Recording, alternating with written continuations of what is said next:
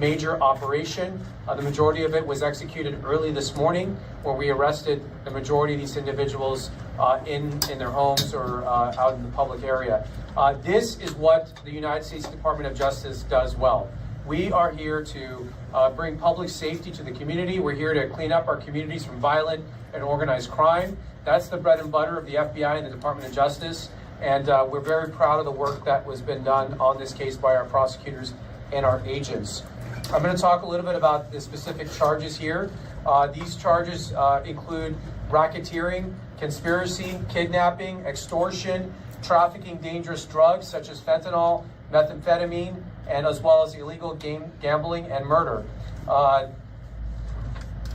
The case's main indictment charges dozens of Mexican mafia gangsters and 66 felony counts. It paints a disturbing picture of how the gang's tentacles extend from state prison into our county jails and on through the streets to influence Latino street gangs and drug dealers in Santa Ana, Anaheim, Fullerton, and elsewhere.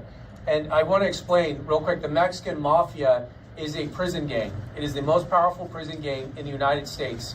The members are incarcerated in state prison. But you're going to hear how despite being incarcerated in state prison, they're still running the gangs out in the communities. And today's operation is focused on dismantling that operation.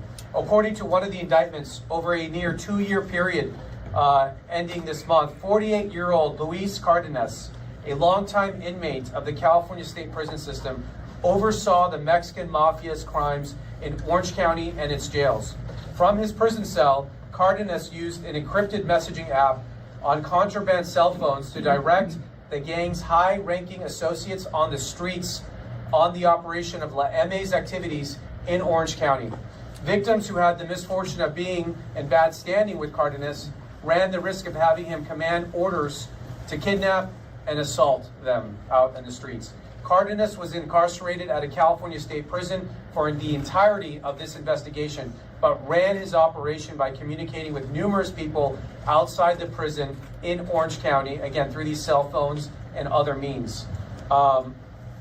He would direct things such as drug trafficking. He would direct the movement of cash, the collection of taxes, prison or gang taxes, and he would issue threats of violence and order his associates to kidnap and engage in violence against others.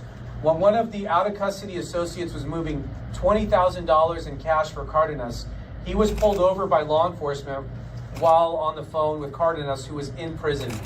Cardenas instructed her to break her phone, and she poured water on it. So it just gives you just a little taste of how much control he exerts. He's literally on the phone with criminal actors as they're engaged in crime in our streets. It's outrageous.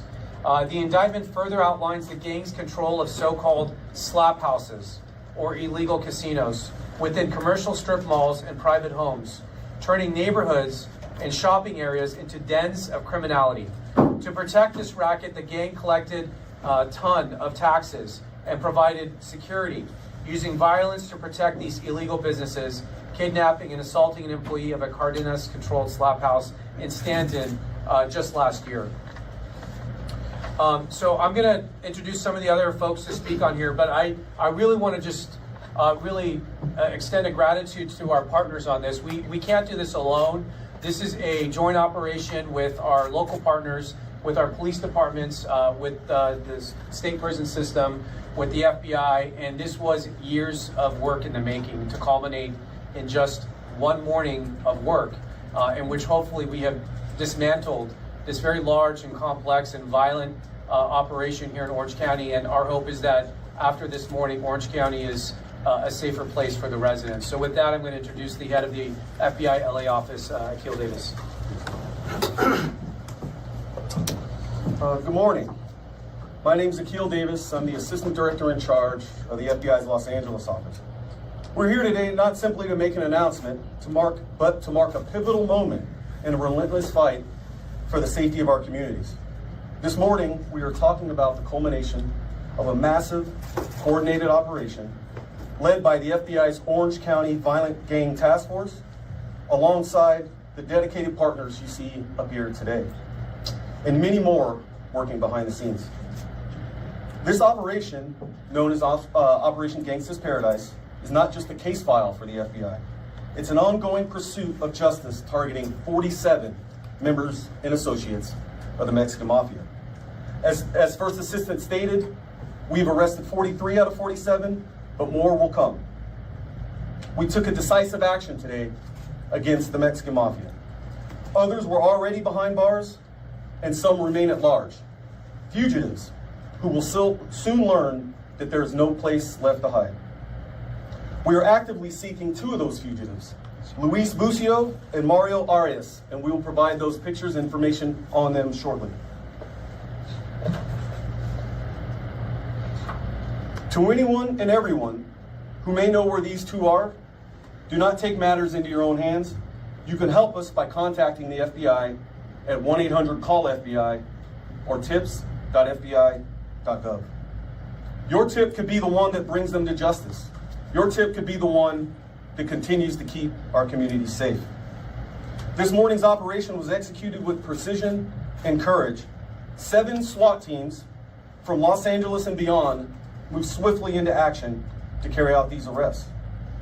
They were joined by other SWAT teams from our partners here today and the FBI's hostage rescue team.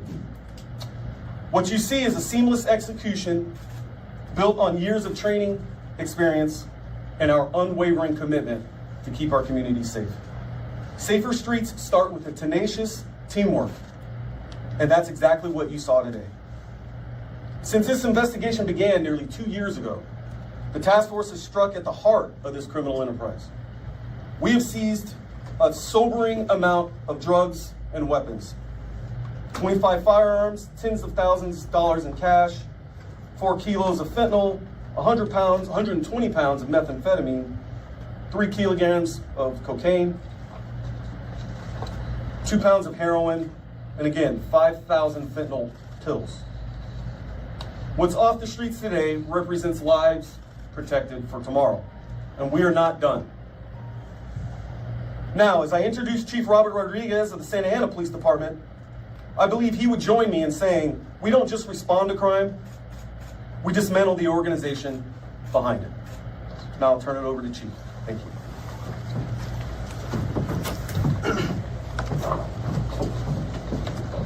Thank you. Good morning, everyone. I am Chief Robert Rodriguez with the Santa Ana Police Department. You know, as previously mentioned, today's operation was a major step forward in improving the quality of life for our residents and our communities and our business districts. This morning, as you heard, numerous members of the Mexican Mafia and associates were taken into custody for various law violations. And this was a culmination of a complex 2-year investigation throughout Orange County. For us here in the city of Santa Ana, one of the major areas of impact was East First Street that has been heavily affected by drug trafficking, extortion, and violence impacting our community and local businesses. As part of this law enforcement operation, as you heard, we've seized over 100 pounds of various narcotics and numerous firearms removed off the streets. This sends a clear message. We will continue working aggressively with our local, state, and federal partners to ensure that we target those that threaten public safety. Most importantly, this enforcement action helps us reclaim our neighborhoods and move Santa Ana forward as a safer community for our residents. I also want to thank our local partners, our mayor, our federal partners, because we couldn't do this as one agency. This is a collaborative effort, and together we can reclaim our communities and make our cities safer. Thank you.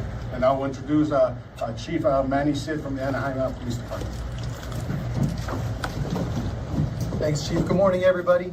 Thank you all for coming out this morning. My name is Manny Cid, Police Chief in the city of Anaheim. And again, thank you for coming out. Opportunity to highlight some of the incredible work being done by so many of our partners and the impacts that it is having on our various communities. This investigation originated nearly 2 years ago with the proactive approach of 2 Anaheim gang investigators whose effort ultimately set the foundation of what became a long-term investigation in partnership, as was highlighted, with the Orange County Violent Gang Task Force.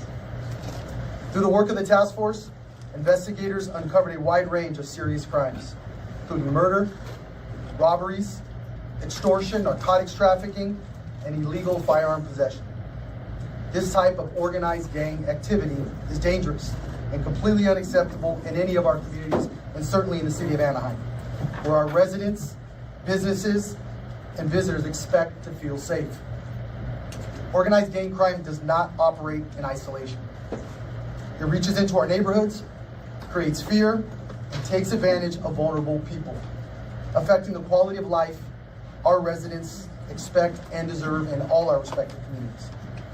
Investigations like this are essential because they focus, as the AUSA touched on, in dismantling the structure behind the activity rather than just responding to the individual crimes.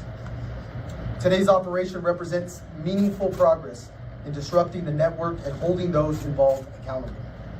It should also send a very, very clear message. If you are thinking about joining or supporting an organized criminal gang, understand that we are committed collectively in identifying you, investigating you, and working with our partners to bring you to justice, no matter where you operate in the region and certainly in Orange County.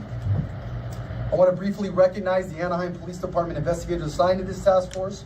Their professionalism, hard work, dedication, and in collaboration with our partners really is incredibly responsible for bringing this case forward and where it is today. The Anaheim Police Department will continue to stand proud with our partners, both federal, state, and local, in this effort against organized crime and the important impacts that it has on our communities. Together, we remain committed to that work, and we will continue to take this case as well as others forward. Thank you, and I'll now turn it back over to Mr. Cid. All right, thank you. We'll take a few questions if there's any. Where is Cardenas based? Like, what prison is he in, and what were his initial charges, and when did he go in? He is in Ironwood State Prison currently, but he, I believe, was mostly operating out of Calipatria Prison for the majority of this investigation.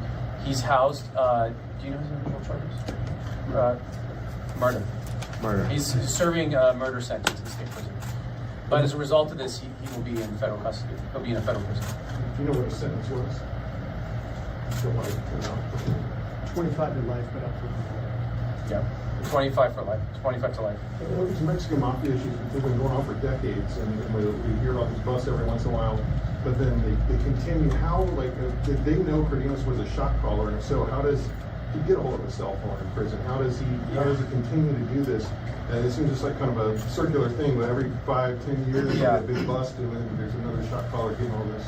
Well, look, I mean, fighting crime is not a one-day thing. It's an ongoing activity, and so this is not like we're done today. After today, we're probably going to start a new investigation, look at who's going to come and try to fill the power vacuum. So it is constant, a little bit of a cat and mouse game. But the reason the federal government is here is because when you are indicted federally and when you go into the federal prison system, you're going to be there for a very long time. You're not getting those early credits. You're not getting the state parole. So we're able to have a bigger impact on the community. And also, we're not arresting 1 or 2 people. We're taking an entire organization. So it's going to be much harder for them to put that structure back in place for a while. But we're not going to be sleeping on the sidelines while they do that. These guys will be working on identifying anyone who thinks about taking their spots, and we'll be getting them. As far as getting stuff into prison, prisoners are very creative, and they have a lot of ways that they sneak stuff into prison. Unfortunately, sometimes it's through people who work in the prison are offered money to sneak it in. They throw things over walls. They also can pass messages through other inmates. I don't want to tell all the secrets, but they've got a lot of ways to communicate. And is Cardenas the only one on this board that's incarcerated, part of one of the shot callers, or are other people? There are other people in state custody that are part of this operation, but he's definitely the leader. The way it works is only very few people are actually members of the Mexican mafia. There's a very small number of people, and they're usually all in prison. So he is the member, and he basically directs everyone else. They're associates of that enterprise. So you've arrested over 40 people today.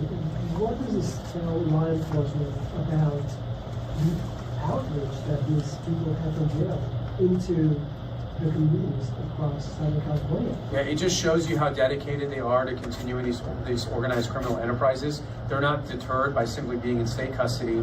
So that's where the federal government comes in, because federal prison is very different from state prison. So the lockup there, the security is often more intense. So he's not going to be as comfortable as he was. It's going to be much harder for him to do this. And if you engage in these activities, if you engage in murder behind prison, you're also potentially eligible for the death penalty. So there's much more consequences that can come into play once you're in lockup. The 43 individuals were they taken into custody without incident? I believe this morning was no issues. 43 subjects in custody without incident today. No significant injuries or issues. And what can you say about the individuals that you're still looking for? I know 2 names were shared, but can you share anything else about them? You're still actively looking for them right now? We're still actively looking for them, and as I said earlier, if you have any idea on the whereabouts or any information, please call 1-800-CALL-FBI or tips.fbi.gov. Do you know the timeline from when the first person was arrested to the last person? I'm sure it was coordinated within a 15-minute. Yeah, some of them were, like I said, already in custody. As for the people that were arrested today, we're not going to lay out our exact timeline, but they were all woken up around the same time, very early this morning. How many locations? Almost 30 locations. How many murders are associated with this group? In this particular indictment, we've alleged 1 murder. That was for murder that occurred at a motel, I believe, in Anaheim. But there's a lot of other, not all their activities are in the indictment. So in the indictment, there's 1 murder at least that's alleged, but also kidnapping, assaults, a lot of drug trafficking. And we don't want to underestimate the effect of this drug trafficking. Most of what's being trafficked today are pills laced with fentanyl. The amount of fentanyl that we seized on this case and's been charged can literally kill thousands of kids. 1 fentanyl pill can kill a minor who's not used to having those drugs in their system. So when we say things like this guy sold 5,000 pills, that's potentially 5,000 people that can kill on that. So the stuff that we're taking off the streets is very, very, very dangerous, and these guys have no regard for human life. It's about making money. Is drug trafficking the most common crime committed by this group?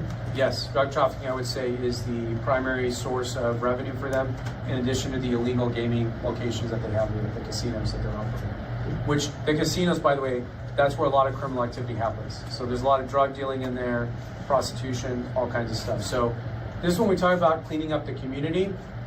Nobody wants to live around this type of activity. The neighbors certainly don't. Today when we executed our warrant at 1 location, there's a lot of neighbors came out, they were very surprised, they were asking questions. No one wants to live around this kind of activity. And a couple of weeks ago, there was a murder connected with the Stanton gambling house. Is that connected to this case? I don't believe that's alleged in this indictment. Do you know how many of the members, or how many of the people pictured here are, you said the Mexican Mafia members themselves are very limited. How many are actually Mexican Mafia besides Cardenas, or are all the rest of them just from the streets? Cardenas is the member. Everyone else is an associate. So there are very few members. It is a very powerful position, and there are very few of them, but they exert in a tremendous amount of control. 1 person will control an entire area, like in this case. Is the number 120 members for the Mexican Mafia? I read that someplace, or do you have an order of magnitude for that? And can you list some of the local gangs that are controlled by the Mexican Mafia? Do we have a number on I don't know how many people are in the Mexican Mafia. No, I don't have that number on me, but we're not going to highlight the individual neighborhood gangs because they thrive on notoriety, and we're not trying to elevate their stature. Do you expect more charges to come as maybe somebody wants to strike a deal in this group? That is possible. I will tell you, on the federal system, most of these individuals are looking at a significant amount of prison time, often mandatory prison time, and the only way you can lower your exposure is if you potentially provide information that's helpful to investigators. So that will be on them. That'll be their decision between them and their lawyers.